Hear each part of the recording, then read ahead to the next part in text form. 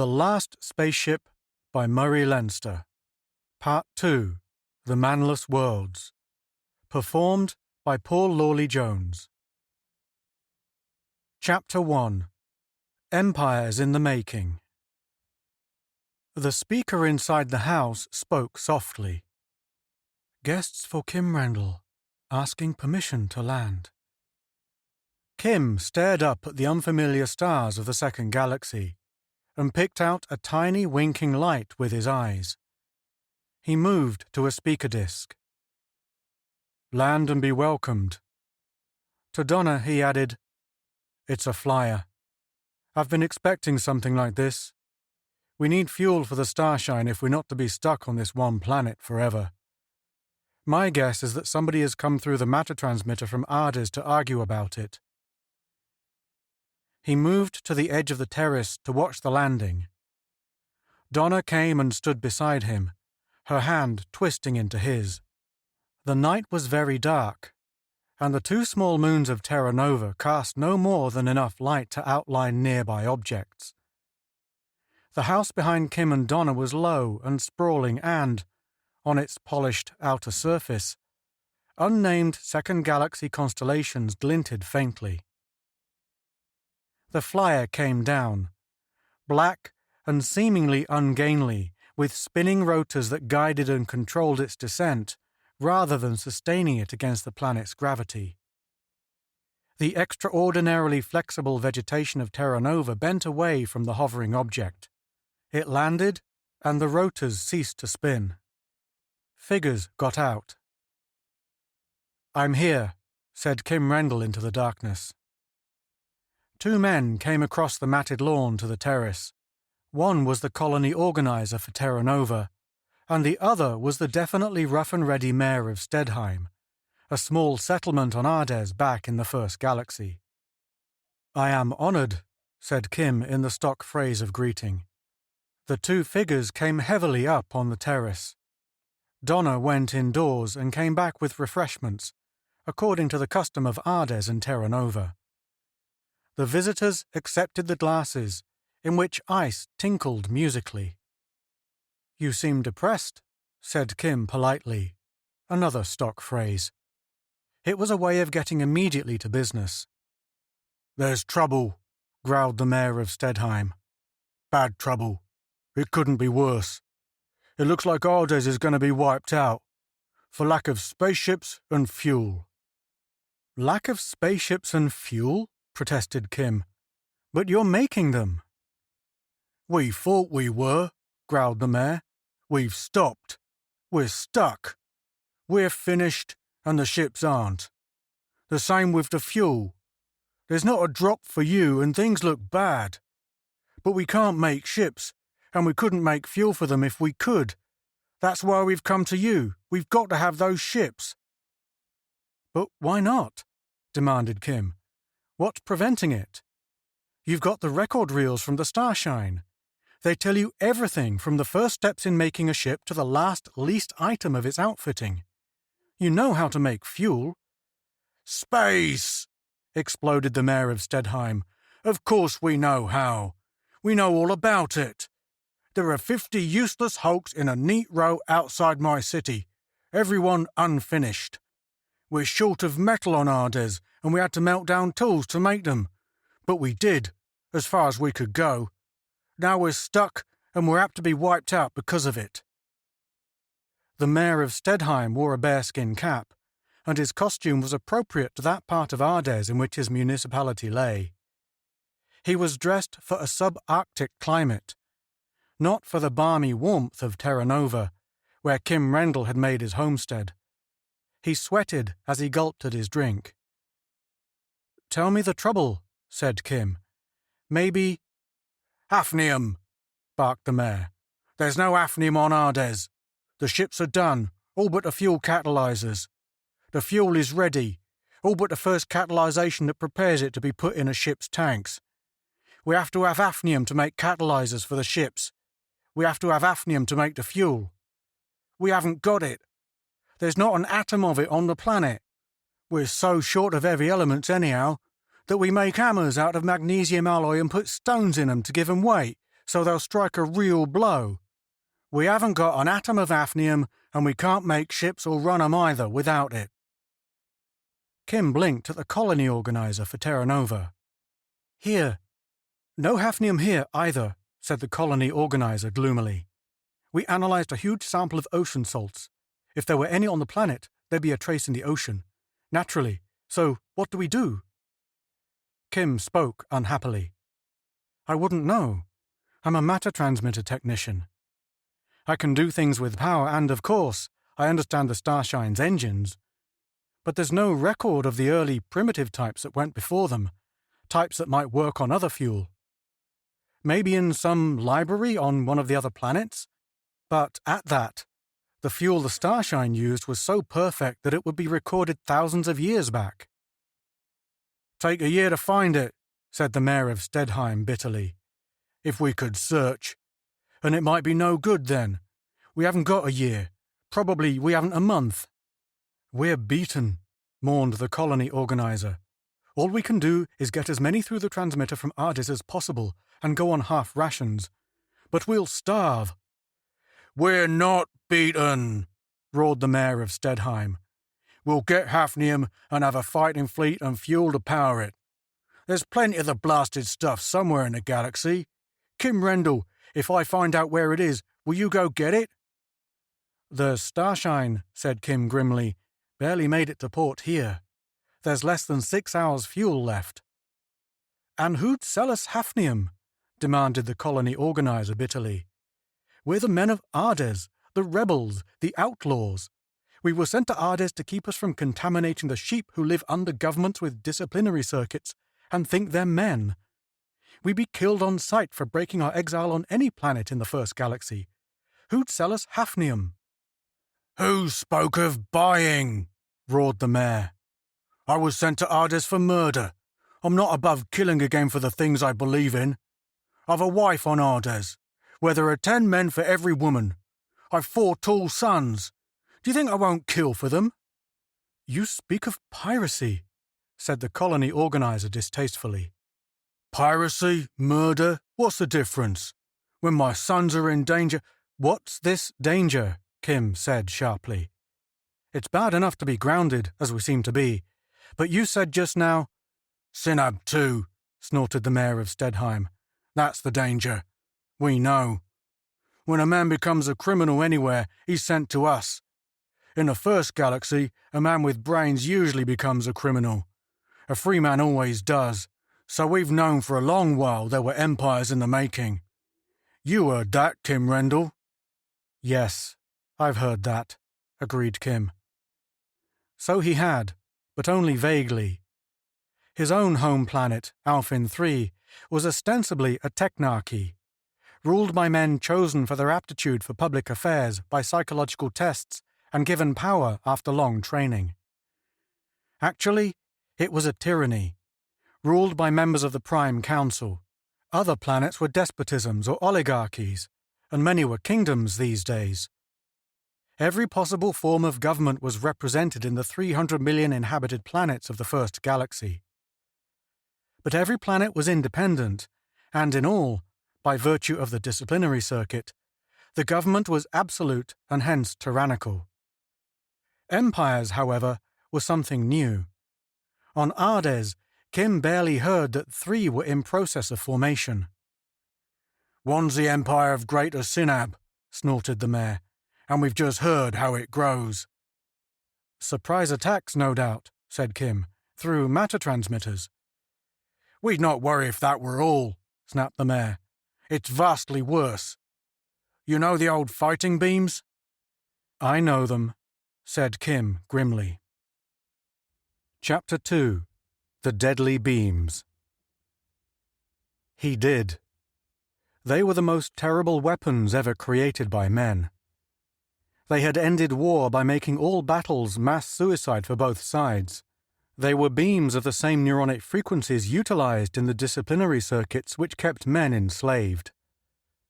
But where the disciplinary circuits were used in place of police and prisons, and merely tortured the individual citizen to whom they were tuned, wherever he might be upon a planet, the fighting beams killed indiscriminately. They induced monstrous, murderous currents in any living tissue containing the amino chains normally a part of human flesh. They were death rays. They killed men and women and children alike in instants of shrieking agony, but no planet could be attacked from space if it was defended by such beams. It was 2,000 years since the last attempt at attack from space had been made. That fleet had been detected far out and swept with fighting beams, and every living thing in the attacking ships died instantly. So planets were independent of each other. But when spaceships ceased to be used, the fighting beams were needless and ultimately were scrapped or put into museums. "Somebody," the mayor said wrathfully, "has changed those beams. They're not tuned to animal tissue in general anymore. They're tuned to male tissue, to blood containing male hormones, perhaps. And Synad 2 is building an empire with them. We found out only 2 weeks ago. There's a planet near Ardes, Thom 4. 4 years ago, its matter transmitter ceased to operate. The galaxy's going to pot anyhow. Nothing new about that. But we just learned the real reason. The real reason was that 4 years ago, fighting beams killed men and left women unharmed. Every man on Thom 4 died as the planet rotated. The beams came from space. Every man and every boy and every male baby died. There were only girls and women left, he added curtly. There were 500 million people on Thom 4. Kim stiffened. Donna, beside him, drew closer. "Every man killed?" said Kim. "What?" The mayor of Stedheim swore angrily. "Half the population. On Ardes we're 9/10 men. Women don't run to revolt or crime. There'd not be much left on Ardes if those beams swept us. But I'm talking about Thom 4. The men died. All of them. So many that the women couldn't bury them all.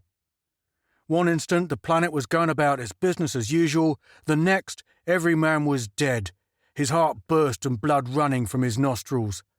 Lying in the streets, toppled in the baths and eating halls, crumpled beside the machines. Boys in the schools dropped at their desks, babes in arms with their mothers shrieking at the sight. Only women left. A world of women. Cities and continents filled with dead men and women going mad with grief." Kim felt Donna's hand fumbling for his. She held it fast. "Go on," said Kim. "When they thought to go to the matter transmitter and ask for help from other planets, the matter transmitter was smashed. They didn't go at first. They couldn't believe it. They called from city to city before they realized theirs was a manless world. Then, when they'd have told the men of another planet what had happened, they couldn't. For 4 years there was not one man or boy on the planet Thom 4. Only women. The old ones grew older. The girls grew up. Some couldn't remember ever seeing a man. No communication with other worlds. Then one day there was a new matter transmitter in the place of the smashed one. Men came out of it. The women crowded about them. The men were very friendly. They were from Synab 2. Their employer had sent them to colonize. There were 1,000 women to every man, 10,000. Some of the women realized what had been done. They'd have killed the newcomers, but some women fell in love with them, of course. In a matter of days, every man had women ready to fight all other women who would harm him. Their own men were dead 4 years. What else could they do? More and more men colonists came. Presently things settled down. The men were happy enough. They'd no need to work with all the women about. They established polygamy, naturally. Presently it was understood that Thom 4 was part of the empire of Greater Synab. So it was. What else? In a generation there'll be a new population. All its citizens descended from loyal subjects of the Emperor. And why shouldn't they be loyal? 1 million colonists inherited the possessions and the women of a planet. It was developed. Everything was built. Every man was rich and with a harem. A darn clever way to build an empire. Who'd want to revolt, and who could? He stopped. The 2 moons of Terra Nova floated tranquilly higher in the sky. The soft, sweet, unfamiliar smells of a Terra Nova night came to the small group on the terrace of Kimrendel's house. "That's what's ahead on Ardes," raged the mayor of Stedheim. "And I've 4 sons. A woman of Thom 4 smashed the lock on the new matter transmitter, which set it to send only to Synab, and travelled to Kiv 5 to warn them. But they laughed at her, and when she begged to be sent to a distant planet, they grinned and sent her to Ardes." He paused. "Not long after, a criminal from Kiv 5, he'd struck a minor noble for spitting on him, came to Ardes. There'd been an inquiry for that woman. Spies, doubtless, from Thom 4 trying to trace her. It was clear enough she'd told the truth." "So," Kim said slowly, "you think Ardes will be next?" "I know it," said the mayor of Stedheim. "We've checked the planets that have cut communication in our star cluster. 21 inhabited planets have ceased to communicate in the past few years. The 20 planets nearest to Synab. We figured Kiv 5 would be next. Then we'd be in line for it. Kiv 5 cut communication 4 days ago. Every man on Kiv 5 is dead. We've had exiles from a dozen nearby planets. All know Kiv 5 is cut off. It's inhabited only by women, going mad with grief. In a few years, when they grieve no longer but despair instead, new colonists from Synab will come out of a new matter transmitter to let the women fall in love with them, and to breed new subjects for the Empire of Synab. So we've got to have spaceships, man. We've got to." Kim was silent. His face was hard and grim. 20 planets those so-and-sos have taken over," roared the mayor. "They've murdered not less than 4 billion men already, and the weasels have 100 wives apiece and the riches of generations for reward.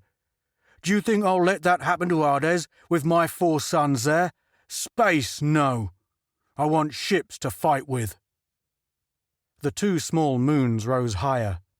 Strange, sweet smells floated in the air. Donna pressed close to Kim. On Terra Nova, across the gulf between island universes, Kim was surely safe. But any woman can feel fear for her man on any excuse. "It's a hard problem," said Kim evenly. "We barely made Terra Nova with the Starshine, and there's just about enough fuel left to take off with.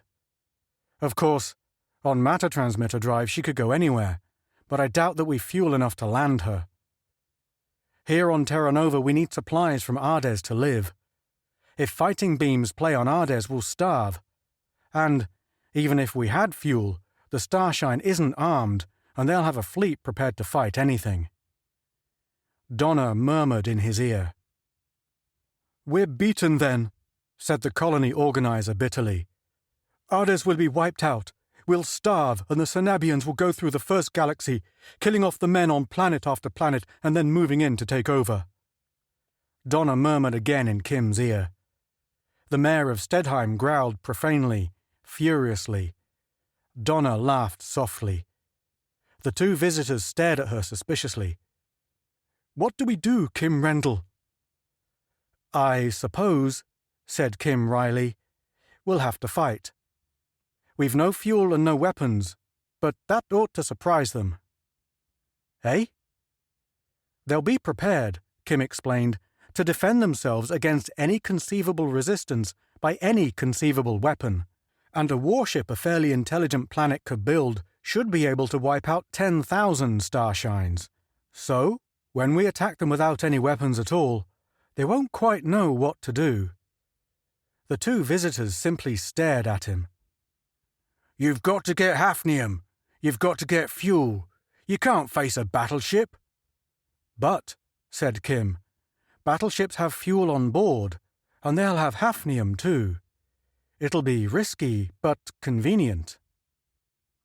Chapter 3. Contact. Actually, there was less than a quart of fuel in the Starshine's tanks. Kim knew it ruefully well. It would run the little ship at interplanetary speeds for perhaps 6 hours. On normal overdrive, 200 light speeds, it would send her just about 1/7 of a light year. and star systems averaged 8 light-years apart in both the first and second galaxies. Of course, on matter transmitter drive, the practically infinite speed the Starshine alone in history had attained, the ship might circumnavigate the cosmos on a quart of fuel, but merely rising from Terra Nova would consume 1/3 of it, and landing on any other planet would take another third. Actually, the little ship was in the position of being able to go almost anywhere, but of having no hope at all of being able to come back.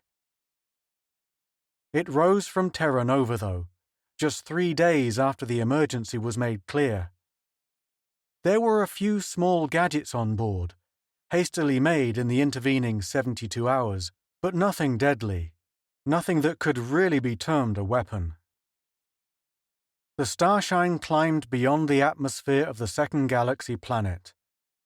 It went on overdrive, at 200 light speeds, to a safe distance from Terra Nova's planetary system. Then it stopped in normal space, not stressed to allow for extra speed. Kim jockeyed it with infinite care until it was aimed straight at the tiny wisp of nebulous light which was the first galaxy, unthinkable thousands of light-years away. At long last he was satisfied. He pressed the transmitter field button, and all space seemed to reel about the ship. At the moment the transmitter field went on, the Starshine had a velocity of 20 miles per second and a mass of perhaps 200 tons. The kinetic energy it possessed was fixed by those two facts. But when the transmitter field enveloped it, its mass dropped, divided by a factor approaching infinity, and its speed necessarily increased in exact proportion because its kinetic energy was undiminished. It was enclosed in a stressed space in which an infinite speed was possible. It approached that infinite speed on its original course. Instantly, it seemed, alarm gongs rang and the cosmos reeled again. Suddenly, there was a glaring light pouring in the forward vision ports. There were uncountable millions of stars all about and, almost straight ahead, a monstrous, palpitating Cepheid sun swam angrily in emptiness. The Starshine had leaped the gulf between galaxies in a time to be measured in heartbeats, and the transmitter field was thrown off when the total quantity of radiation impinging upon a sensitive plate before her had reached a certain total. Donna watched absorbedly as Kim made his observations and approximately fixed his position. The mayor of Stedheim looked on suspiciously. "What's this?" "Locating ourselves," Kim explained.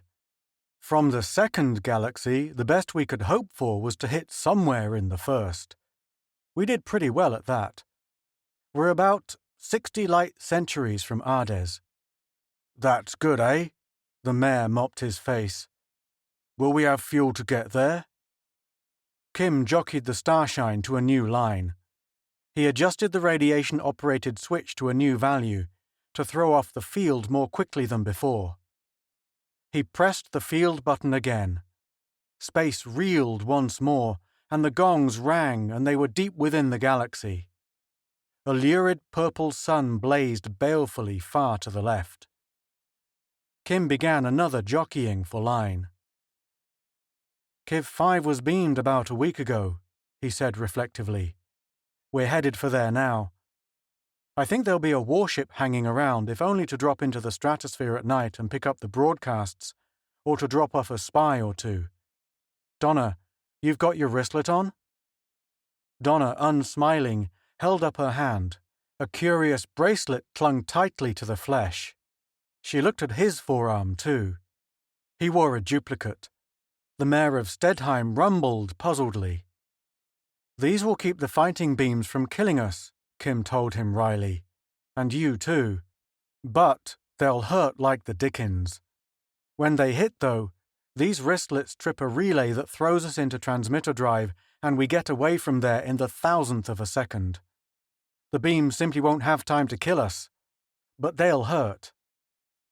He made other adjustments to a newly installed switch on the instrument board. Now, we see if we get back to Terra Nova. He pressed the transmitter drive button a third time. Stars swirled insanely, with all their colors changing. Then they were still. And there was the ringed sun Kiv with its family of planets about it. Kiv 5 was readily recognizable by the broad, straight bands of irrigated vegetation across its otherwise desert middle, where the water of the melted ice caps was pumped to its winter hemisphere.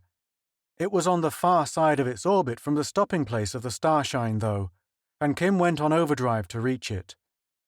This used as much fuel as all the journey from the second galaxy. The 3 speed ranges of the starshine were, if Kim had but known it, quaintly like the 3 speeds of ancient internal combustion land cars. Interplanetary drive was a low speed, necessary for taking off and landing, but terribly wasteful of fuel. Overdrive had been the triumph of space navigation for thousands of years. It was like the second gear of the ancient land cars. And the transmitter drive of Kim's devising was high speed, almost infinite speed, but it could not be used within a solar system. It was too fast. Kim drove to the farther orbit of Kiv 5, and then went into a long, slow freefall toward the banded planet below.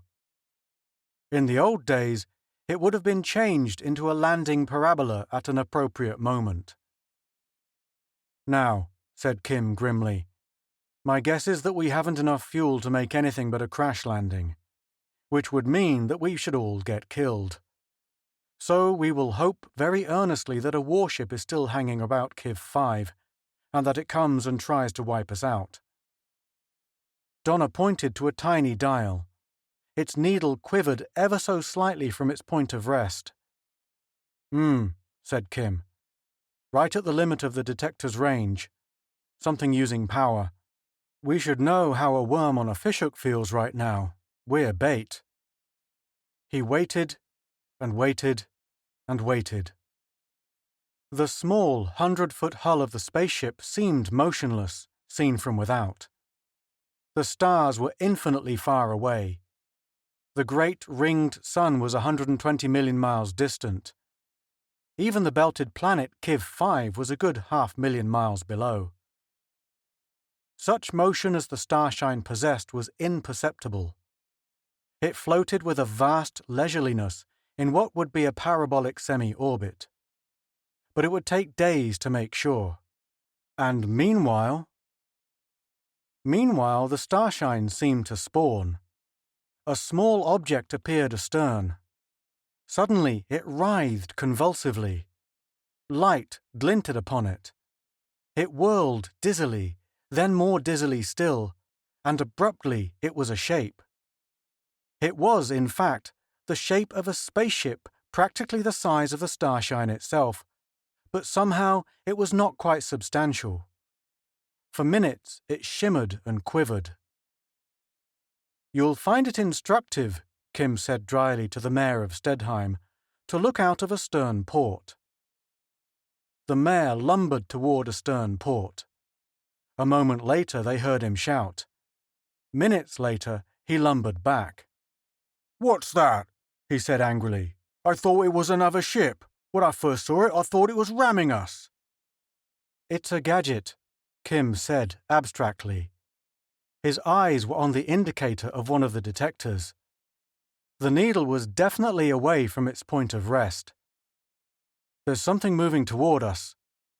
My guess is that it's a warship with fighting beams, and hafnium and fuel."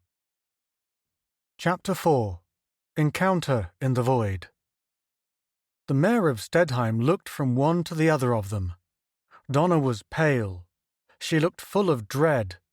Kim's lips were twisted wryly, but his eyes were intent on the dial.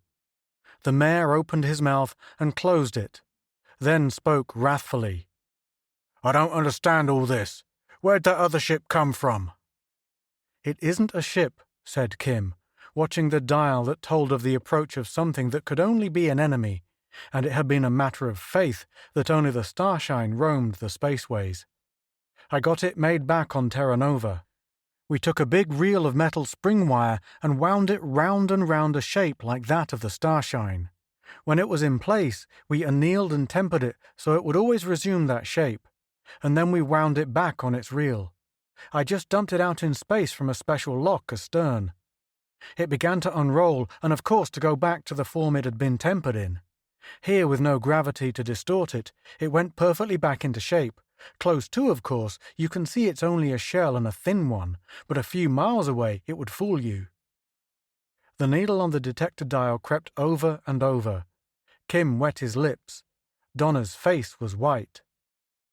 Then Kim winced, and the mayor of Stedheim roared furiously, and the universe without the viewport swayed and dissolved into something else.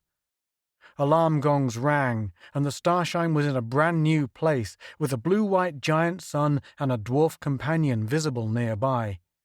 The ringed sun, Kiv, had vanished. Kim, said Donna, choking.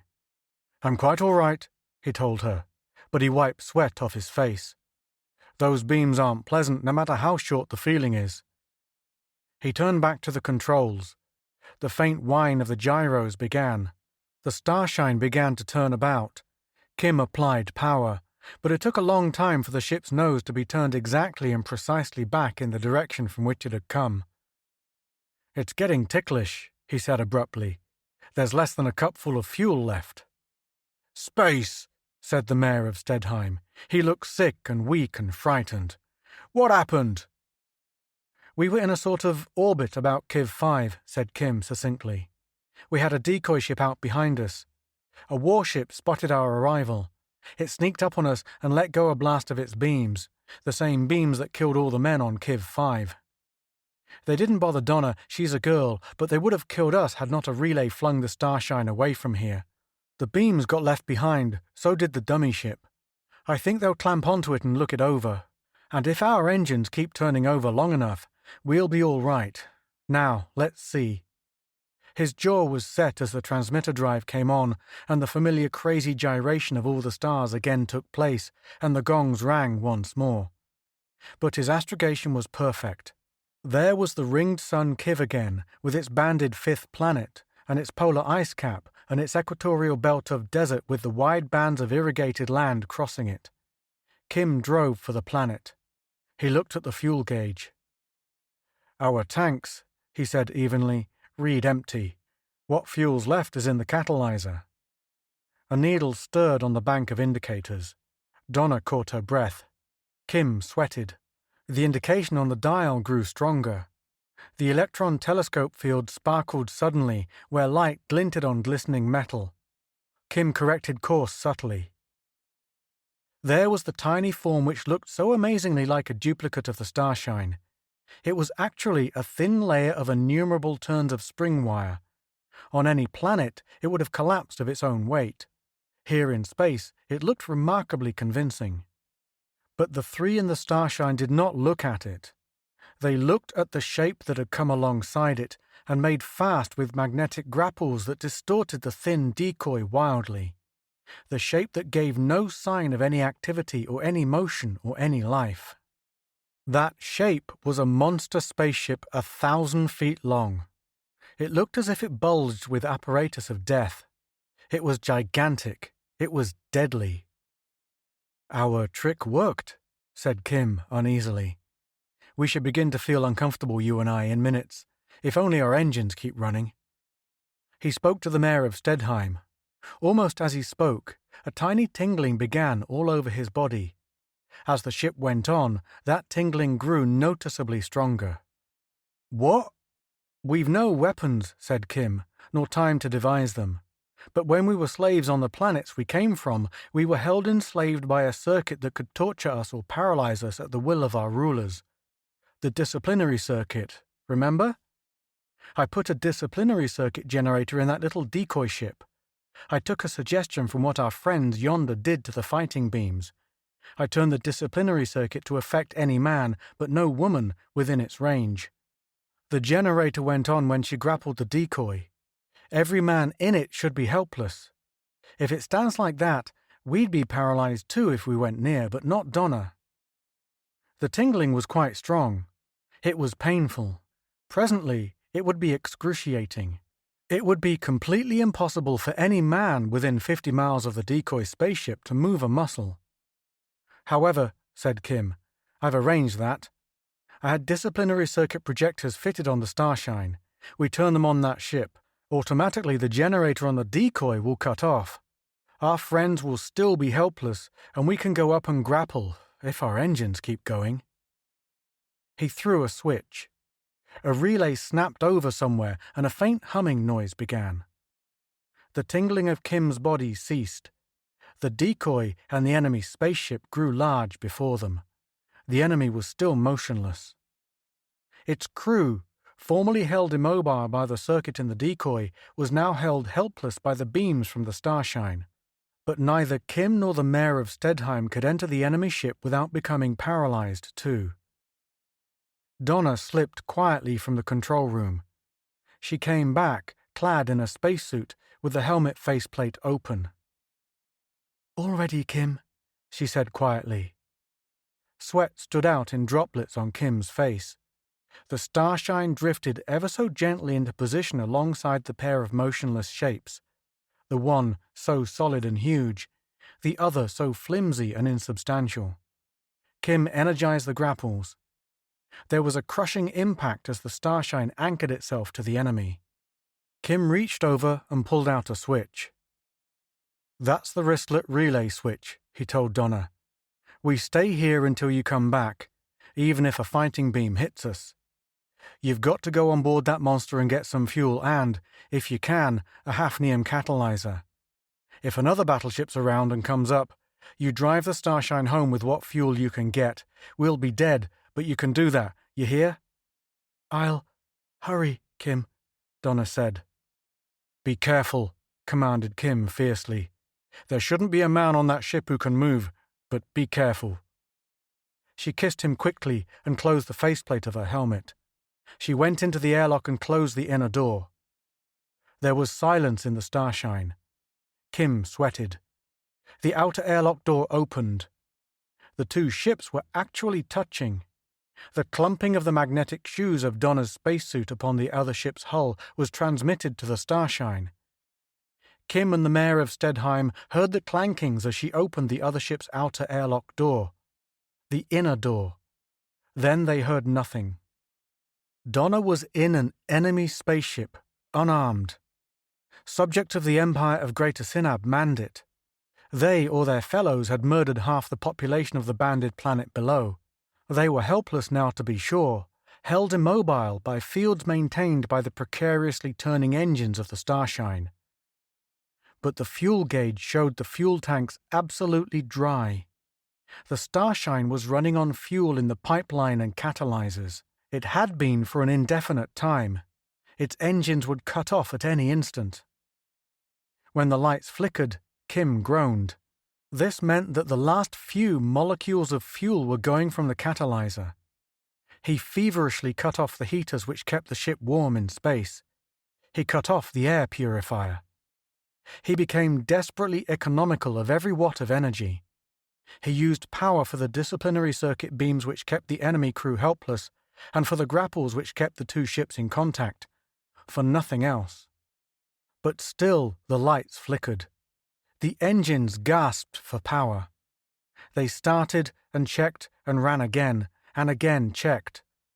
The second they failed finally, the immobile monster alongside would become a ravening engine of destruction. The two men in the Starshine would die in an instant of unspeakable torment. Donna, now fumbling desperately through unfamiliar passageways amid contorted, glaring figures, would be at the tender mercy of the crew. And when the three of them were dead, the drive of the Starshine would be at the disposal of the Empire of Greater Sinab, if they only chose to look at it.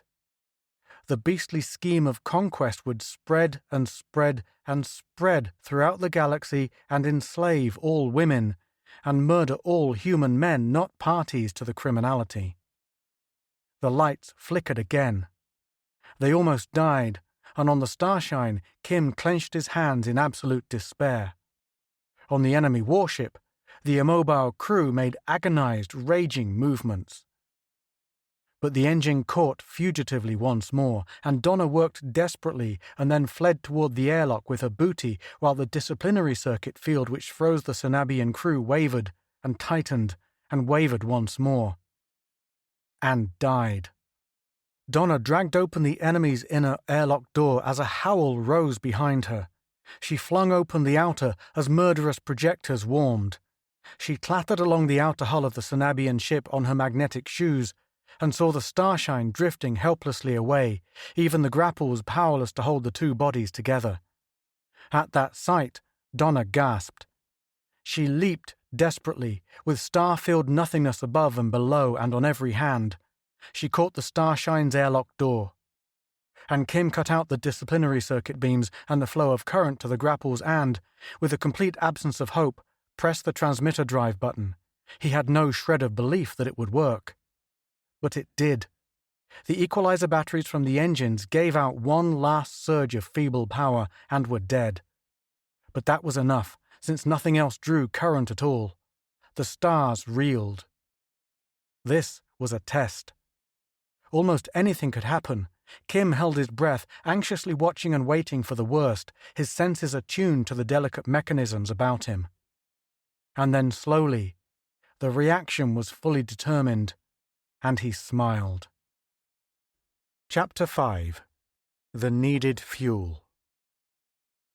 The Starshine had a mass of about 200 tons, and an intrinsic velocity of so many miles per second. When the field went on, her mass dropped almost to zero, but her kinetic energy remained the same. Her velocity went up almost to infinity, and the universe went mad. The vision ports showed stark lunacy. There were stars, but they were the stars of a madman's dream. They formed and dissolved into nothingness in instants too brief for estimate. For fractions of microseconds, they careered upon impossible trajectories across the vision port's field of view. Now, a monstrous blue-white sun glared in terribly, seeming almost touching the ship. An instant later, there was utter blackness all about. Then, colossal flaring globes ringed in the starshine, and shriveling heat poured in.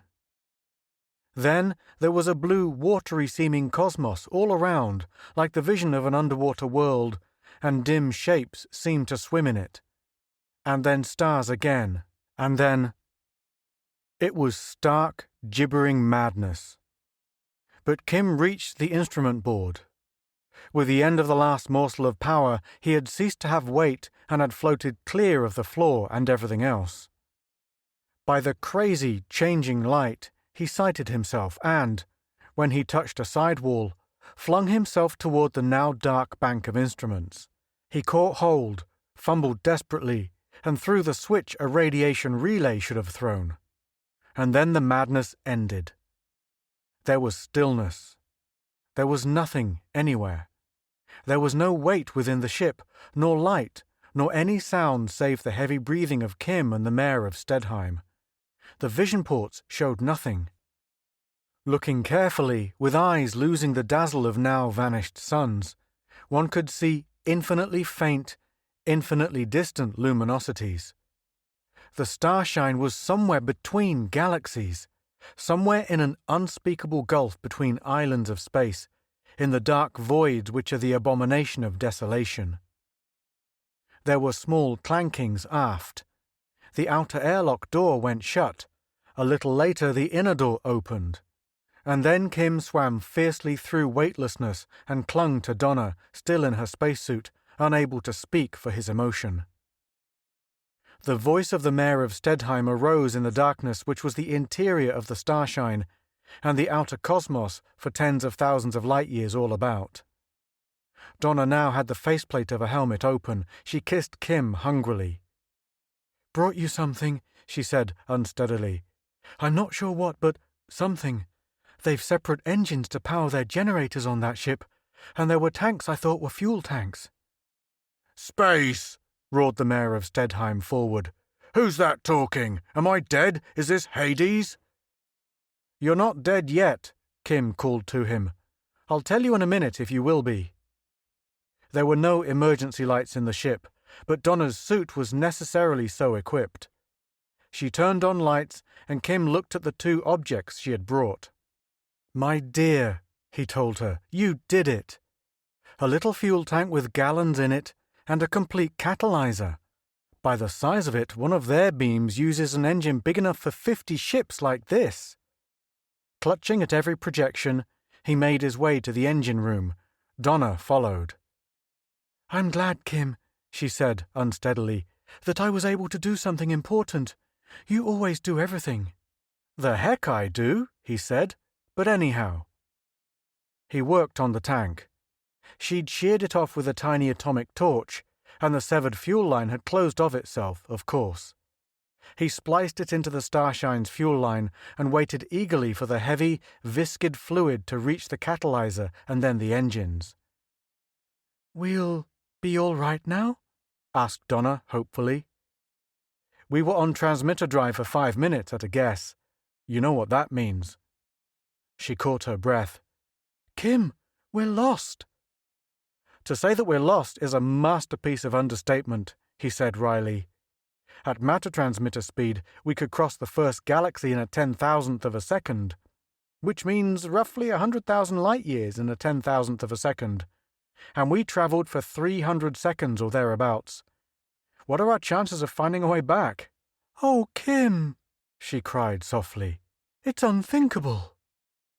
He watched the meters. Suddenly the engines caught.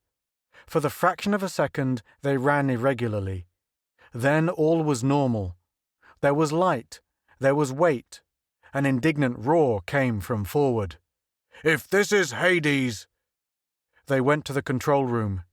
The mayor of Stedheim sat on the floor, staring incredulously about him.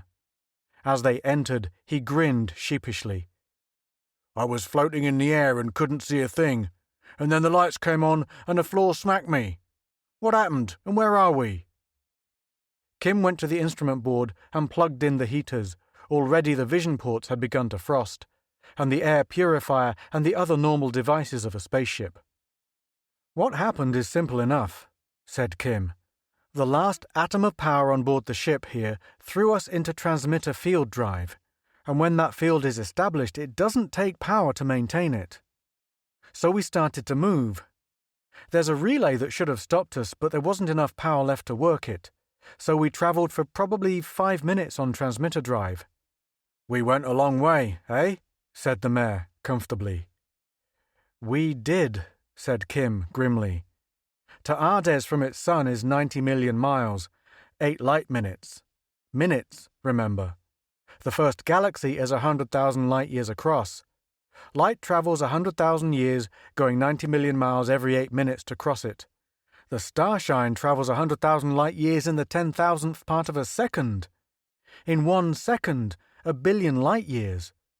The most powerful telescope in the galaxy cannot gather light from so far away, but we went at least 300 times farther. 300 billion light-years, plus or minus 30 billions more. We went beyond the farthest that men have ever seen and kept on beyond the farthest that men have ever thought of. The light from the island universes we can see through the ports has never yet reached the first galaxy since time began. It hasn't had time. We're not only beyond the limits that men have guessed at, we're beyond their wildest imagining." The mayor of Stedheim blinked at him. Then he got up and peered out the vision ports. Dim, remote luminosities were visible, each one a galaxy of 1,000 million suns. "Huh," grunted the mayor. "Not much to look at that. Now what?" Kim spread out his hands and looked at Donna. "Turning about and trying to go back," he said, "would be like starting from an individual grain of sand on a desert and flying 1,000 miles and then trying to fly back to that grain of sand again. That's how the first galaxy stacks up." Donna took a deep breath. "You'll find a way, Kim. And, anyhow," she smiled at him shakily. Whether or not they ever saw another human being, she was prepared to take what came with him. The possibility of being lost amid the uncountable island universes of the cosmos had been known to them both from the beginning of the use of the starshine. "We'll take some pictures," Kim told her, and then sit down on a planet and figure things out. He set to work making a map of all the island universes in view of the starshine's current position, with due regard to the starshine's course. On the relatively short jumps within a galaxy, and especially those of a few light years only, he could simply turn the ship about and come very close to his original position, the line of it, anyhow. But he did not know within many, many billions of light years how far he had come, and he did know that an error of 1/100th of a second of arc would amount to millions of light years at the distance of the first galaxy. The positions of the galaxies about the first were plotted only within a radius of something like 2 million light years. There had never been a point in even that. At 1,500,000 times that distance, he was not likely to strike the tiny mapped area by accident. He set to work. Presently, he was examining the photographs by Enlarger for a sign of structure in one of the galaxies in view. One showed evidences of supergiant stars, which proved it the nearest. He aimed the starshine for it. He threw the ship into transmitter drive. The galaxy was startlingly familiar when they reached it. The stellar types were normal ones, and there were star clusters and doubtless star drifts too, and Kim was wholly accustomed to astronavigation now. He simply chose a Sol-type sun, set the radiation switch to stop the little spaceship close by, aimed for it, and pressed a button. Instantly they were there. They visited 6 solar systems. They found a habitable planet in the last, a bit on the small side, but with good gravity, adequate atmosphere, and polar ice caps to assure its climate. They landed, and its atmosphere was good. The mayor of Stedheim stepped out and blinked about him. "Huh," he said gruffly.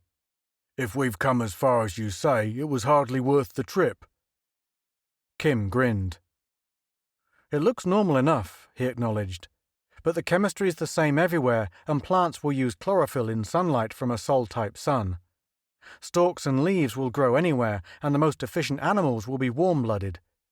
Given similar conditions, you'll have parallel evolution everywhere." Said the mayor of Stedheim. "A planet like this for each of my 4 sons to settle on now, when we've settled with those rats from Sinab." The planet was a desirable one.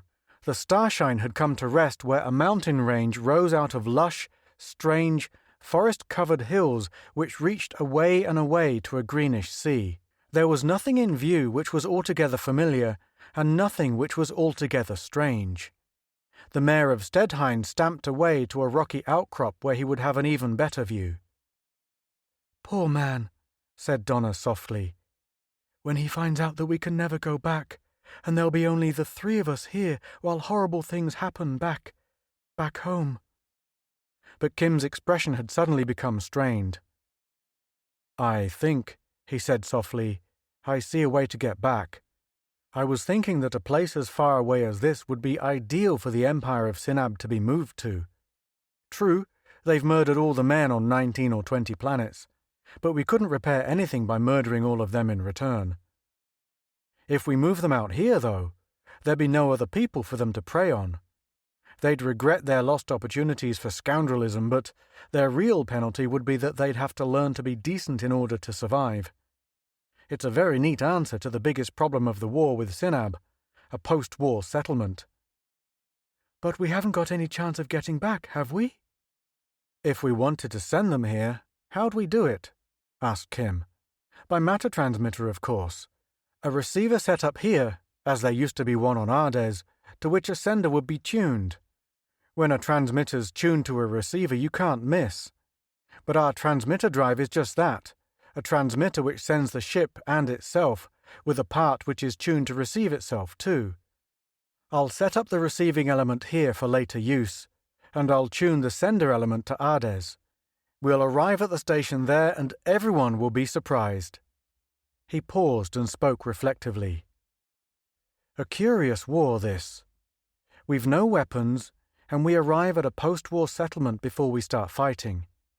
We've decided how to keep from killing our enemies before we're sure how we'll defeat them, and I suspect that the men had better stay at home and let the women go out to battle. I'm not sure I like it." He set to work. In 12 hours, one half of the transmitter drive of the Starshine had been removed and set up on the unnamed planet of a galaxy not even imagined by human beings before. In 15 hours, the Starshine, rather limpingly, went aloft. An hour later, Kim carefully tuned the transmitting part of the little ship's drive to the matter-receiving station on Ardes. In that way, and only in that way, the ship would inevitably arrive at the home galaxy of humanity. And he pushed a button. It arrived at the matter station on Ardes instead of descending from the skies. And the people on Ardes were surprised. Chapter 6. Man-Made Meteor. No obvious warlike move had been made on either side, of course. Ardes swam through space, a solitary planet circling its own small sun. About it glittered the thousands of millions of stars which were the suns of the first galaxy. Nearby, bright and unwinking, Sinab and Kiv and Phanis were the largest suns of the star cluster which was becoming the Empire of Sinab. 20 planets, 21 with Kiv 5, were already cut off from the rest of the galaxy, apparently by the failure of their matter transmitters. Actually, those 20 planets were the cradles of a new and horrible type of civilization. On the other inhabited worlds, every conceivable type of tyranny had come into being, sustained by the disciplinary circuit, which put every citizen at the mercy of his government throughout every moment of his life. On most worlds, kings and oligarchs revelled in the primitive satisfaction of arbitrary power. There is an instinct still surviving among men which allows power, as such, to become an end in itself, and when it is attained, to be exercised without purpose save for its own display. Some men use power to force abject submission, or fawning civility, or stark terror. In the empire of Greater Sinab, there was merely the novelty that the rulers craved adulation, and got it. The rulers of Sinab were without doubt served by the most enthusiastic, most loyal, most ardently cooperative subjects ever known among men. Every member of the male population of Sinab, where women were considered practically a lower species of animal, could look forward confidently to a life of utter ease on one planet or another, served and caressed by solicitous females, with no particular obligation save to admire and revere his rulers and to breed more subjects for them. It made for loyalty, but not for undue energy. There was no great worry about the progress of the splendid plan for a Greater Sinab. All went well. The planet Kiv 5 had been beamed from space some 9 days since. Every man upon the planet had died in one instant of unholy anguish, during which tetanic convulsions of the muscles of his heart burst it, while the ligaments and anchorages of other muscles were torn free of his skeleton by the terrific contraction of muscle fibers. Every woman on Kiv 5 was still in a state of frantic grief which would become despair only with the passage of time. It was strange that 2 guard ships circling Kiv 5 no longer reported to headquarters, but it was unthinkable that any harm could have come to them. Records showed that no other planet had practiced space travel for centuries or millennia. Only the Empire of Sinab had revived the ancient art for purposes of conquest. There was no reason to be solicitous, so the Empire of Sinab waited somnolently for time to pass, when colonists would be called upon to take over the manless Kiv 5 and all its cities and its women. There was another small planet called Ardes, next in order for absorption into the Empire. A squadron had been dispatched to beam it to manlessness, though volunteers for its chilly climb would not be numerous. The failure of 2 guard ships to report, of course, could have no meaning to that other squadron. Of course not. There were no spaceships save the fleet of Greater Sinab. There were no weapons mounted for use against spacecraft anywhere. There was nothing to hinder the expansion of Greater Sinab to include every one of the galaxy's 300 million inhabited planets. So nobody worried on Sinab. On Ardes it was different. That small planet hummed with activity. It was not the ordered, regimented from above sort of activity any other planet in the galaxy would have shown. It was individual activity, often erratic and doubtless inefficient, but it made for progress. First, of course, a steady stream of human beings filed into the matter transmitter which communicated with Terra Nova in the second galaxy. Gangling boys mostly, and mothers with small boy children made the journey, taking them to Terra Nova where the beams of Cynnabian murdercraft could not cause their death. The adults of Terra Nova were not anxious to flee from Ardez. The men with wives, though there were only 1/10 as many women as men on Ardez, savagely refused to abandon them. Those without wives labored furiously to complete the spaceships that waited for their finishing touches on the outskirts of every community on the planet. The small drum of fuel taken by Donna from the warship off Kiv 5 was depleted by Kim's use of it, but the rest was enormously useful. The catalyzer from the same warship was taken apart, and its precious hafnium parts recovered.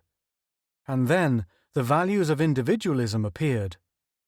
A physicist who had been exiled from Muharram II for the crime of criticizing a magistrate presented himself as an expert on autocatalysis. With a sample of the catalyzed fuel to start the process, he shortly had a small plant turning out space fuel without hafnium at all. The catalyzed fuel itself acted as a catalyst to cause other fuel to take the desired molecular form. A power plant engineer from Hlond 3 seized upon the principle and redesigned the catalyzers to be made for the ships.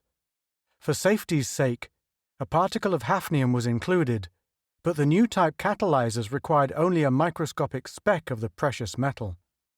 Hafnium from the one bit of machinery from the one beam generator of an enemy warcraft was extended to supply the engine rooms of 1,000 spacecraft of the Starshine's design. In a myriad other ways, individuals worked at their chosen problems. Hundreds undoubtedly toiled to contrive a shield for the fighting beams, tuned to kill men only, which were the means by which Ardez was to be devastated. The scientists of half a galaxy had tried that 5,000 years before without success. But one man did come up with a plausible device. He proposed a shielding paint containing crystals of the hormone to which the fighting beams were tuned.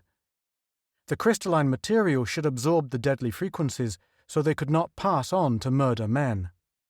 It would have been simple enough to synthesize any desired organic substance, but Kim pointed out grimly that the shield would be made useless by changing the tuning of the beams. Other men devised horrific and generally impractical weapons. But again, one man came up with a robot ship idea, a ship which could be fought without humans on board and controlled even at interstellar distances. Radio signals at the speed of light would be fantastically too slow.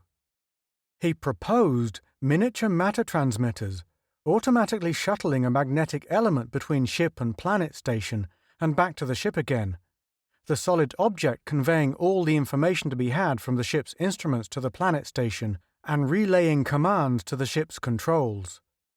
The trick could have been made to work, and it would be vastly faster than any radiation beam, but there was no time to manufacture them.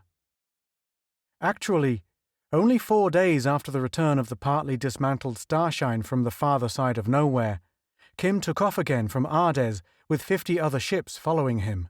There were 20 other similar squadrons ready to take space in days more.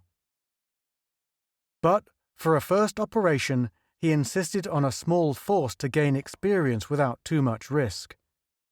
At matter transmitter speeds, there could be no such thing as cruising in fleet formation, nor of arriving at any destination in a unit. Guerrilla warfare was inevitable. The navy of the criminals of Ardez, though, went swirling up through the atmosphere of that cold planet like a column of voyaging wild geese. It broke through the upper atmosphere, and there were all the suns of the galaxy shining coldly on every hand. The ships headed first for Kiv 5, lining up for it with such precision as the separate astrogators, hurriedly trained by Kim, could manage. It was a brave, small company of tiny ships, forging through space away from the sunlit little world behind them. The light of the local sun was bright upon their hulls. Glinting reflections of many-colored stars shimmered on their shadowed sides. They drove on planetary drive, seemingly motionless in space. Then the starshine winked out of existence. By ones and twos and half-dozens, the others vanished from space. It was the transmitter drive, of course. The repaired starshine vanished from space near Ardes because it went away from Ardes at such speed that no light could possibly be reflected from it. It reappeared in space within the solar system of Kiv because it slowed enough to be visible. But it seemed utterly alone. Yet presently an alarm gong rang, and there was one of its sister ships a bare 10,000 miles away. The rest were scattered over parsecs. Kim drove for the banded planet on which dead men still lay unburied. His fleet was to rendezvous above its summer pole, as shown by the size of the ice cap. There had been 2 guard ships circling Kiv 5 to keep account of the development of grief into despair. Donna had robbed one of them while its crew was held helpless by projectors of the disciplinary circuit field. A second had been on the way to its aid when the starshine reeled away with the last morsel of energy in its equalizing batteries. With 50 small ships, swift as gadflies though without a single weapon, Kim hoped to try out the tactics planned for his fleet, and perhaps to capture one or both of the giants. He picked up a third member of his force on the way to the planet, and the 3 drove on in company. Detectors indicated 2 others at extreme range. But as the 3 hovered over the polar cap of Kiv 5, others came from every direction. Then, a wheezing voice bellowed out of the newly installed space radio in the Starshine's control room. It was the voice of the Mayor of Stedheim, grandly captaining a tiny ship with his 4 tall sons for crew. Kim Rendell, he bellowed. Kim Rendell! Enemy ships in sight. We're closing with them and be da— His voice stopped, utterly. Kim snapped orders, and his squadron came swarming after him. The direction of the message was clear. It had come from a point a bare 2,000 miles above the surface of Kiv 5, and with coordinates which made its location easy. It was too close for the use of transmitter drive, of course. Even overdrive at 200 light speeds was out of the question. On normal drive, the little ships, bare specks in space, spread out and out. Their battle tactics had been agreed upon. They wove and darted erratically. They had projectors of the disciplinary circuit field, which would paralyze any man they struck with sufficient intensity. But that was all. For the good and sufficient reason that such fields could be tested upon grimly resolute volunteers and adjusted to the utmost of efficiency. On the prison world of Ardes, to which criminals were sent from all over the galaxy, there was no legal murder. Killing fighting beams could not be calibrated. There were no available victims. The detectors picked up a single considerable mass. Electron telescopes focused upon it. Kim's lips tensed. He saw a giant warcraft, squat and ungainly.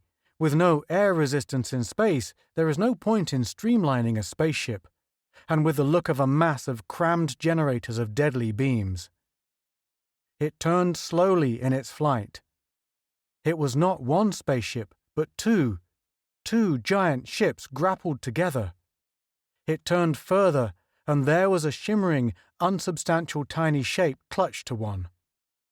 "The Dickens?" said Kim bitterly. He called into the space phones. "Kim Rendell speaking. Don't attack. Those ships aren't driving, they're falling. They'll smash on Kiv 5 and we can't do anything about it. Keep at least 50 miles away." A wheezing voice said furiously from the communicator. "They tricked me. I went for 'em and the transmitter drive went on. I'll get 'em this time." Kim barked at the Mayor of Stedheim, even as in the field of the electron telescope he saw a tiny mote of a spaceship charge valorously at the monsters. It plunged toward them and vanished. Donna spoke breathlessly. "But what happened, Kim?"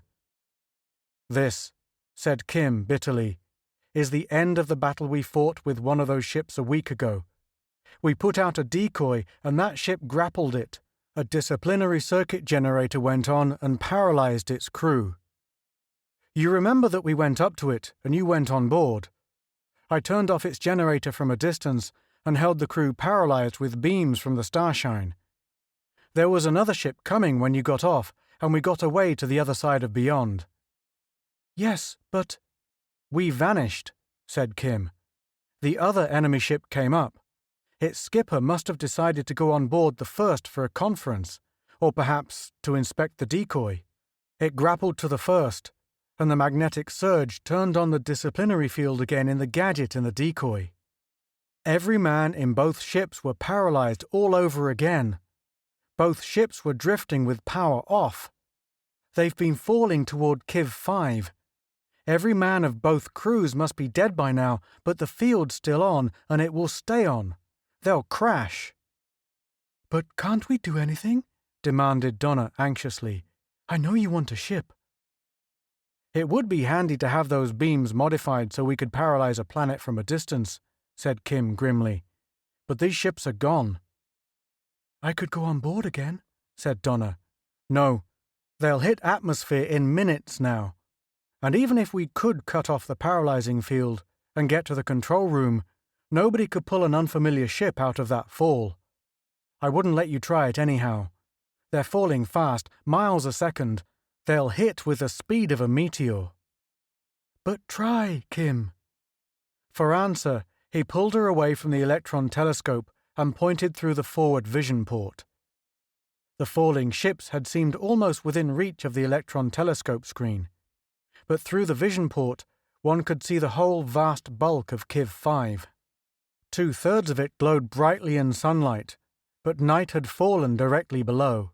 The falling ships were the barest specks the eye could possibly detect, too far for hope of overhauling on planetary drive, too close to risk any other.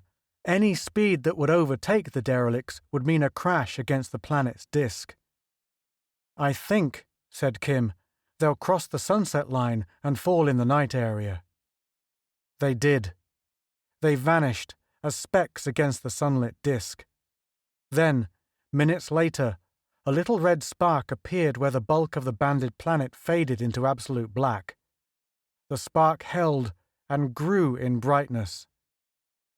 "They've hit atmosphere," Kim told her. "They're compressing the air before them until it's incandescent. They're a meteoric fall." The spark flared terribly, minute though it was from a distance. It curved downward as the air slowed its forward speed. It was an infinitesimal comet, trailing a long tail of fire behind it. It swooped downward in a gracefully downward curving arc. It crashed. "Which," said Kim coldly in the Starshine's control room, "means that 2 Cinabian warships are destroyed without cost to us. It's a victory, but it's very, very bad luck for us. With those 2 ships and transmitter drive, we could end the war in one day." Chapter 7. Ready for Action. Indignantly, the mayor of Stedheim bellowed from the spacephone speaker, and Kim answered him patiently. "The decoy still had a disciplinary circuit field on," he explained for the 10th time. "You know about it. When you tried to go galumphing in, the field grabbed you and paralyzed you. When your muscles went iron hard, the relay on your wrist, you wear it to protect you from the fighter beams, threw your ship into transmitter speed travel. So you were somewhere else. When you came back, you charged in again, and the same thing happened. The relay protected you against our field as well as the enemy fighter beams, that's all." The mayor wheezed and sputtered furiously. It was plain that he had meant to distinguish himself and his 4 sons by magnificent bravery.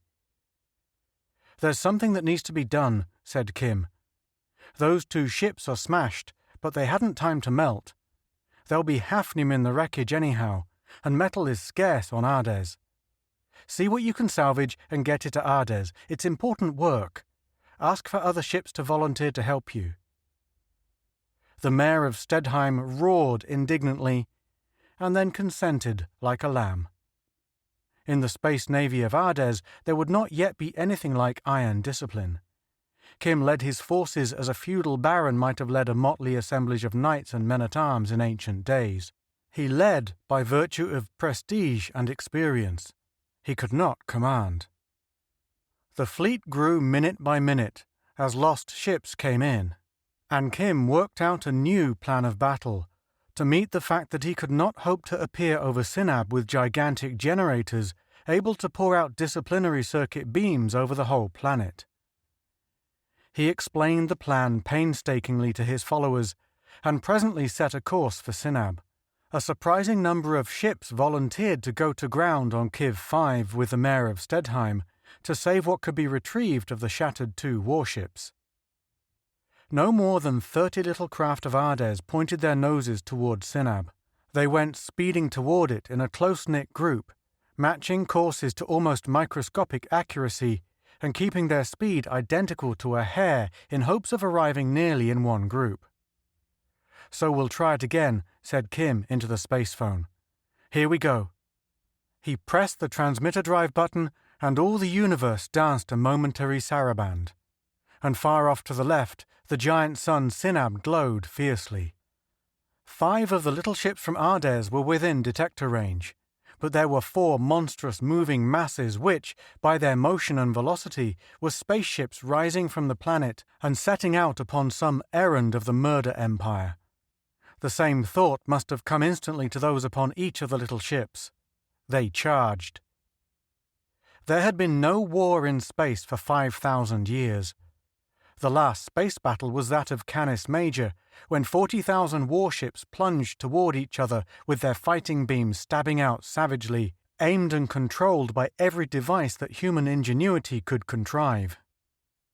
The battle had ended wars for all time, the galaxy believed, because there was no survivor on either side. In seconds, every combatant ship was merely a mass of insensate metal, which fought on in a blind futility. The fighting beams killed in thousandths of seconds. The robot gunners aimed with absolute precision.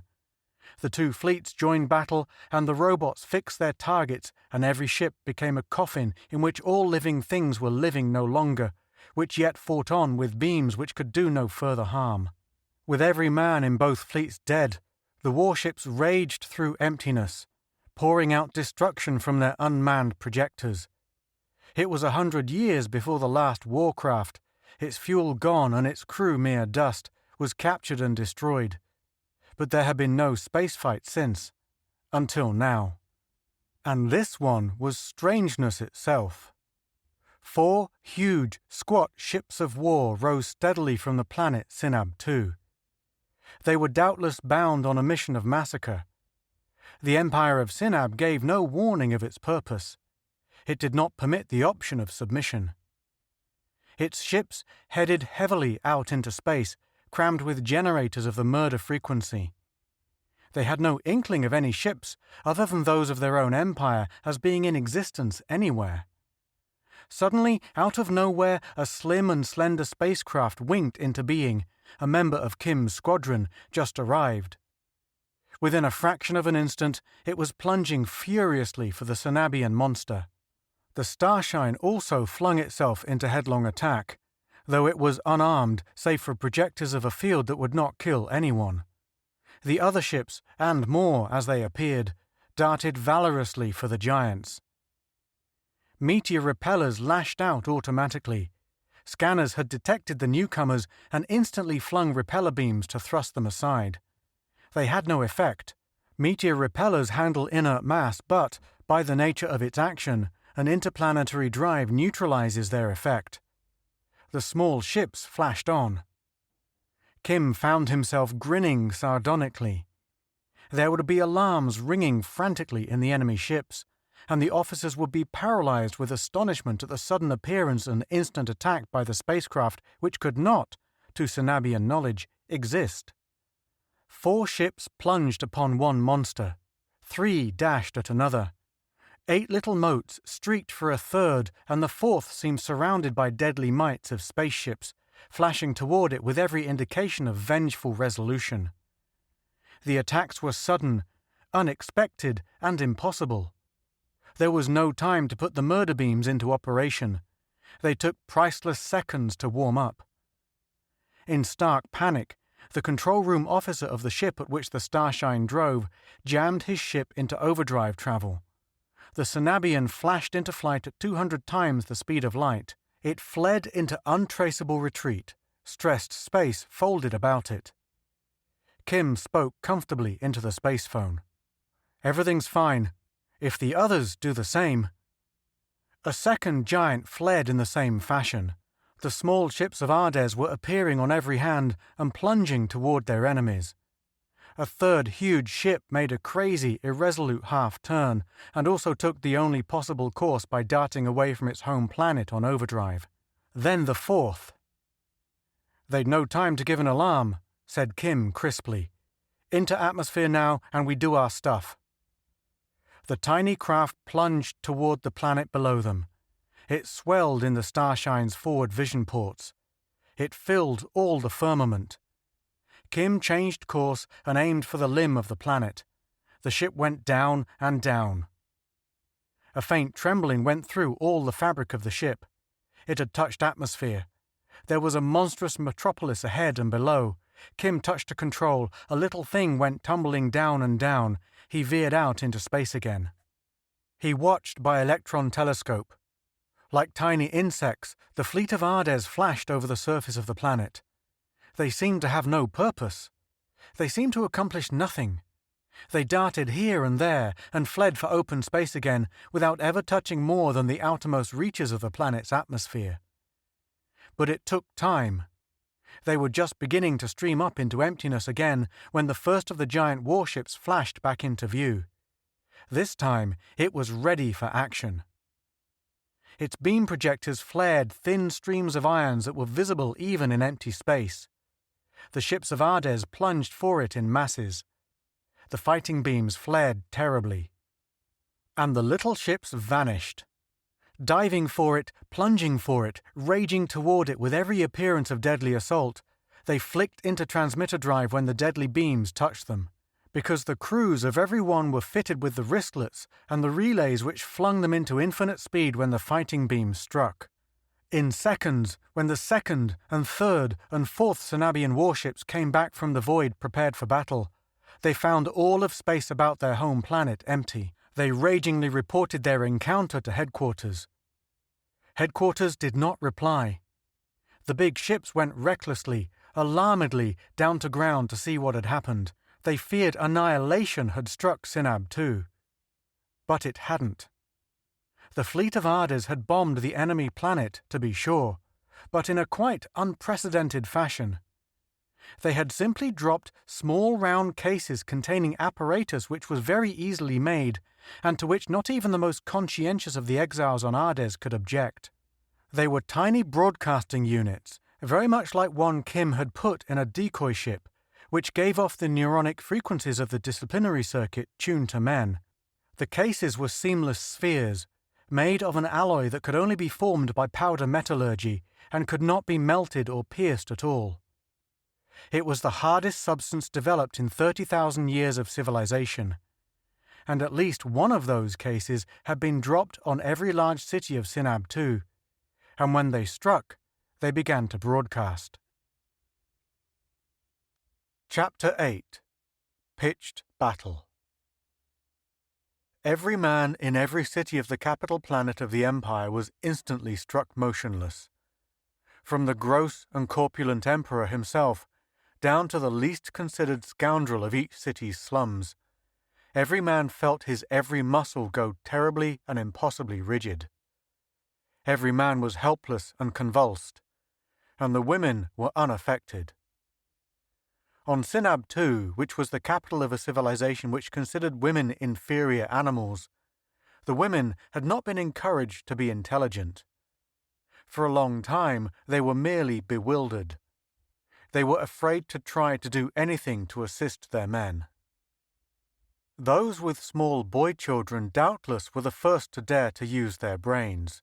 It was, unquestionably, the mother of a small boy gone terribly motionless who desperately set out in search of help. She reasoned fearfully that, since her own city was full of agonized statues which were men, perhaps in another city there might be aid. She tremblingly took a land car and desperately essayed to convey her son to where something might be done for him. And she found that, in the open space beyond the city, he recovered from immobility to a mere howling discomfort. As the city was left far behind, he became increasingly less unhappy and at last was perfectly normal. But it must have been hours before that discovery became fully known, so that mothers took their boy children beyond the range of small cases dropped from the skies, and then wives dutifully loaded their helpless husbands upon land cars or into freight conveyors and so got them out to where they could rage in unbridled fury. The emperor and his court were probably last of all to be released from the effects of the disciplinary circuit broadcasts by mere distance. The empire was reduced to chaos. For 50 miles about every bomb, it was impossible for any man to move a muscle. For 75, it was torment. No man could go within 100 miles of any of the small objects dropped from the Starshine and her sister ships without experiencing active discomfort. Obviously, the cities housed the machinery of government and the matter transmitters by which the Empire communicated with its subject worlds, and the food synthesizers and the shelters in which men were accustomed to live, and the baths and lecture halls and amusement centers in which they diverted themselves. Men were barred from such places absolutely.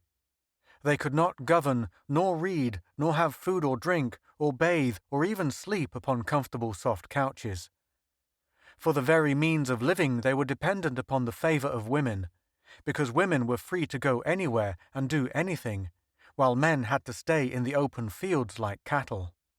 The foundation of the civilization of Greater Sinab was shattered because women abruptly ceased to be merely inferior animals. The defenses of that one planet were non-existent, and even the 4 ships just taken off went down recklessly to the seemingly unharmed cities, to land with monstrous crashes and every man in them helpless.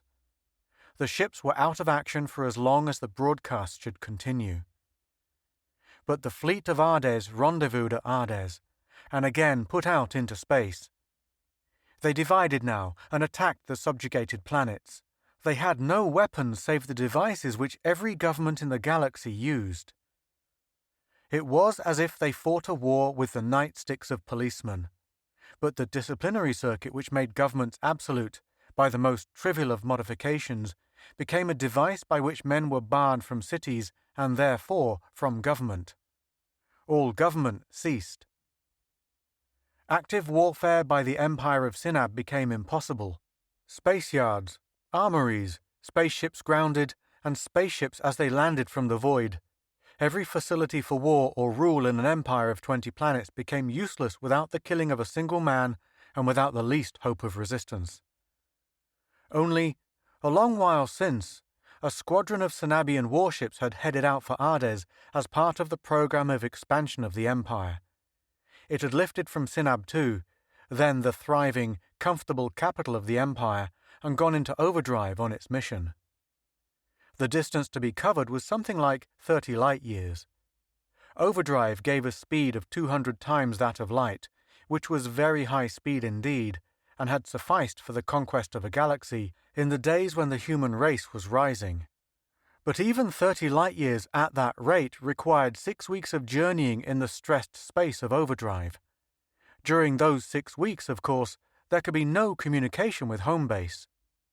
So the squadron bound for Ardez had sped on, all unknowing and unconscious, while Kiv 5 was beamed and all its men killed, and while the Starshine had essayed a return journey from the second galaxy, and then sped crazily to universes beyond men's imagination, and returned, and while the midget fleet of Ardez wrecked the empire in whose service the travellers set out to do murder. The journeying squadron, Every ship wrapped in the utter unapproachability of faster-than-light travel was oblivious to all that had occurred. Its separate ships came out of overdrive some 40 million miles from the solitary planet Ardes, lonesomely circling its remote, small sun. The warships of Sinab had an easier task in keeping together on overdrive than ships of the Starshine class on transmitter drive. But even so, they went back to normal space 40 million miles from their destination, 2 seconds' journey on overdrive, to group and take final counsel. Kim Rendell in the Starshine flashed back from the last of the 20 planets of Sinab as 6 monster ships emerged from seeming nothingness.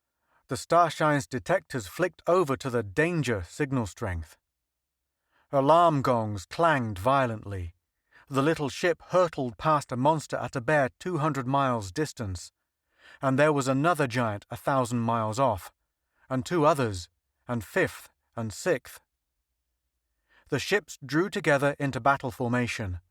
Their detectors, too, showed the Starshine. More, as other midgets flicked into being, returning from their raid upon the Empire, they also registered upon the detector screens of the battle fleet. The fighter beams of the ships flared into deadliness. They were astounded, no doubt, by the existence of other spacecraft than those of Sinab, but as the little ships flung at them furiously, the fighting beams raged among them. Small, agile craft vanished utterly as the death beams hit, thrown into transmitter drive before their crews could die. But the Sinabians could not know that. They drove on. Grandly, ruthlessly. This planet alone possessed spacecraft and offered resistance. It had appeared only normal that all the men on Ardes should die. Now it became essential. The murder fleet destroyed, apparently, the tiny things which flung themselves recklessly and went on splendidly to bathe the little planet in death. The midgets performed prodigies of valor. They flung themselves at the giants with the small hard objects that had destroyed an empire held loosely to the outside of their hulls. When the death beam struck and they vanished, the small hard objects went hurtling on. They could have been missiles. They traveled at miles per second, but meteor repellers flung them contemptuously aside once they were no longer parts of spacecraft with drive in action. The little ships tried to ram, and that was impossible. They could do nothing but make threatening dashes, and the giants went on toward Ardes. From 40 million miles to 30 millions, the enemy squadron drove on with its tiny antagonists darting despairingly about it. At 30 millions, Kim commanded his followers to flee ahead to Ardes, give warning, and take on board what refugees they could. But there were 19 million souls on Ardes. At most, 1 million had crowded through to Terra Nova in the second galaxy, and they could do next to nothing. At 20 millions of miles, some of the midgets were back with cases of chemical explosive. They strewed them in the paths of the Juggernaut ships.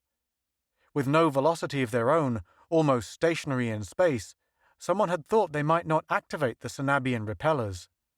But that thought was futile. The repeller beams stabbed at them with the force of collisions. The chemical explosives flashed luridly in emptiness and made swift expanding clouds of vapor of the tenuity of comets' tails. The enemy ships came on.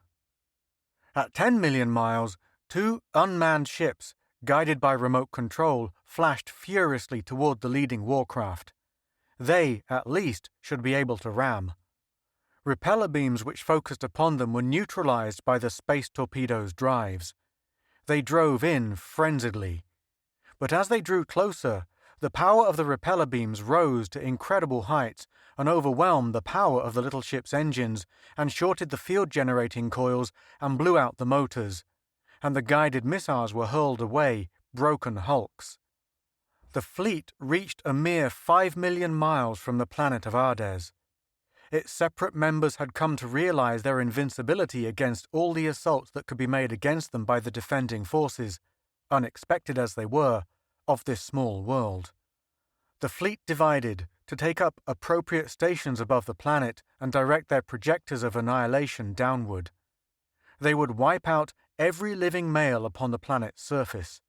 They would do it coldly, remorselessly, without emotion. Presently, the planet would become part of an empire which, in fact, had ceased to function. The action of the fleet would not only be horrible, it would be futile. But its personnel could not know that. The giant ships took position and began to descend. Odd little blue-white glows appeared in the atmosphere far below. They seemed quite useless, those blue-white glows. The only effect that could at once be ascribed to them was the sudden vanishing of a dozen little ships preparing to make, for the 100th time, despairing dashes at the monsters. Those little ships winked out of existence, gone into transmitter drive. And then the big ships wavered in their flight. Automatic controls seemed to take hold. They checked in their descent, and presently were motionless. A roar of triumph came to Kim Rendell's ears from the spacephone speaker in the Starshine's control room. The mayor of Stedheim bellowed in exultation. "We got 'em, by space! We got 'em!" "Something's happened to them," said Kim. "What?"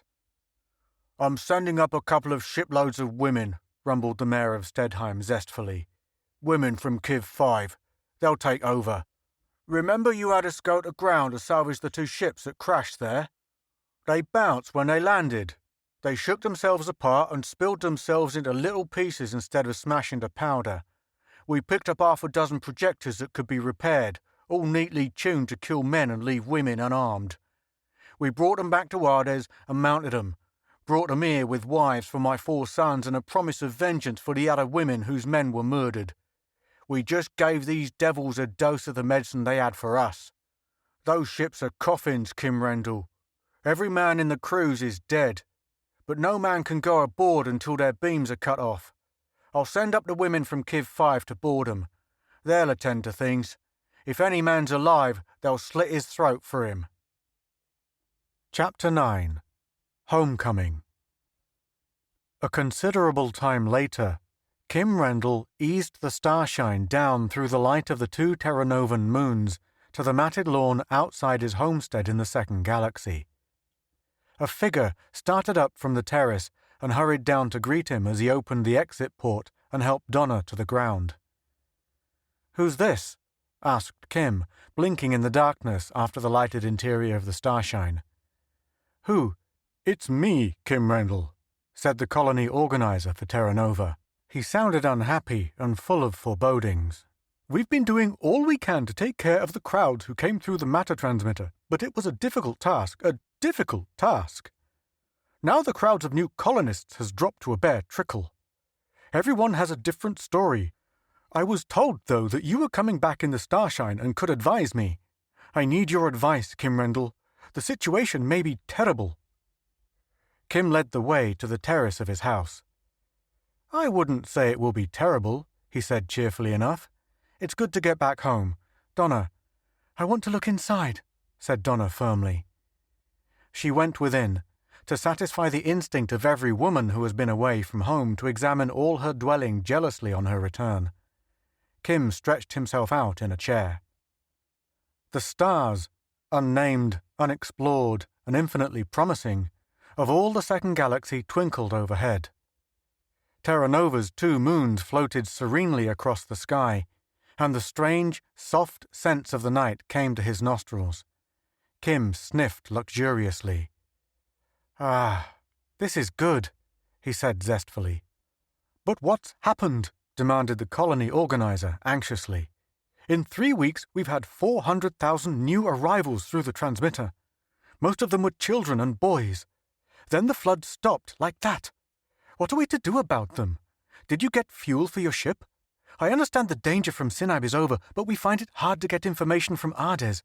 Everyone there is busy," said Kim comfortably. "You see, we smashed the Empire without killing more than a very few men. On Sinab 2, where the Empire was started, we chased the men out of the cities and put them at the mercy of the women.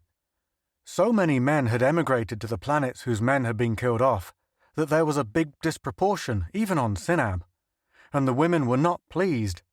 They'd been badly treated too. We didn't approve of the men, though. We gave them their choice of emigrating to a brand new world, with only such women as chose to go with them, or of being wiped out. They chose to emigrate. So, half the technical men on Ardez have been busy supervising their emigration. "Not to here?" asked the colony organizer in alarm. "We can't feed ourselves yet." "No, not to here," said Kim dryly. "They went to a place we scouted accidentally in the Starshine. They're not likely to come back. I left a matter receiver there, and when they've all gone through it, all the men from 20 planets with what women want to go with them, we'll smash that receiver and they'll be on their own. They're quite a long way off, 300 billion light years more or less. They're not likely to come in contact with our descendants for several million years yet. By that time, they'll either be civilized or else." The colony organizer asked questions in a worried tone. Kim answered them. "But 21 planets with no men on them," said the organizer worriedly. "These women will all want to come here." "Not quite all. There were 10 men on Ardez for every woman. A lot of them will settle on the 20 planets where the proportion is reversed. A surprising lot will want to move on to the second galaxy, though. But we'll be ready for them," said Kim. "We've spaceships enough for exploration now. The mayor of Stedheim wants a planet for each of his 4 sons to colonize. They picked up wives on Kiv 5 and want to get away from the old chap and indulge in a little domesticity. And there'll be plenty of others," he added. "We've got some big warcraft to bring over too, in case there's any dangerous animals or entities here. But," said the colony organizer again, "we're sending ships through the first galaxy too," said Kim, "to do a little missionary work. After all, 21 planets are without men. So the Starshine's sister ships will drop down secretly on one planet after another to start whisperings that a man who's sent to Ardez is a pretty lucky man. If he has courage and brains, he's better off than living as a human sheep under kings or technarchs who'll clap the disciplinary circuit on him if he thinks for himself. There'll be more criminals and rebels than usual from now on. The flow of men who are not quite sheep will increase. With 300 million planets to draw from, and the way whispers pass from world to world, the adventurous spirits will start getting themselves sent to Ardez. There'll be planets for them to move to, and women to marry, and 11 of hardy souls to teach them that being a free man is pretty good fun. We won't make an empire of those 21 planets. Just a refuge for every man with a backbone in all the galaxy." The colony organizer looked worried. "But there are Terra Nova and the second galaxy waiting to be explored and colonized. Maybe they'll be satisfied to stay there." Kim laughed. When he ceased to laugh, he chuckled. "I'm here. I've got a wife. Do you suppose that any woman will want her husband to stay on one of those 21 planets for years to come? Where women outnumber men? Where, well, a man with a roving eye sees plenty of women about for his eyes to rove to." The colony organizer still worried, nevertheless, until Donna came out from the inside of the house. She had assured herself that everything was intact and her mind was at rest. She brought refreshments for Kim and their guest. "I was just saying," said Kim, "that I thought there would still be plenty of people coming from Ardez and the 21 planets to Terra Nova to settle on the new worlds as they're opened up." "Of course," said Donna. "I wouldn't live there. Any normal woman, when she has a husband, will want to move where he'll be safe." And she might have been referring to the holocausts on those planets caused by the death beams of the dead Sanabian Empire, but even the colony organizer did not think so. You have been listening to Part 2 of The Last Spaceship, The Manless Worlds, by Murray Leinster. Performed by Paul Lawley Jones.